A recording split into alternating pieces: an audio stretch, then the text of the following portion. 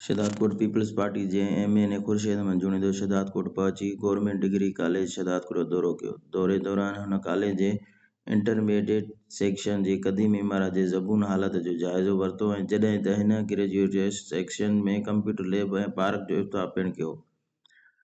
उन मौक़े ते मीडिया सां ॻाल्हाईंदे चयो त कॉलेज जे इंटरमीडिएट सेक्शन जी क़दीम इमारत खे मुकमल तौरु नईं सिर तामीर करण लाइ कोशिशूं वठंदुसि ऐं हुन चयो त मौजूदा दौर जे जदीद तालीम कंप्यूटर लैब खां सवाइ मुमकिन न आहे। एआई समेत केतिरा ई नवां शोबा मुतरफ़ थी चुका आहिनि।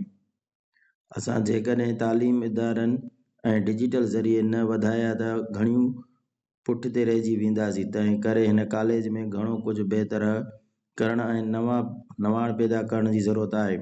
हुन चयो त कॉलेज में माहिर प्रोफेसर ऐं ॿिए स्टाफ जी खोट ख़तमु करण लाइ कॉलेज खाते खे लिखियो वेंदो।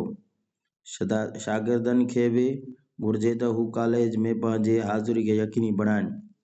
जिते उहो ॿुधी ख़ुशी थी त हिन कॉलेज में 2,500 शागिर्द रेगुलर तालीम हासिल कंदड़ आहिनि। उते उन मामले ते ॻणती थी त रोज़ानो ईंदड़ शागिर्दनि जो तइदाद सिर्फ़ 200 जे लॻभॻि आहे।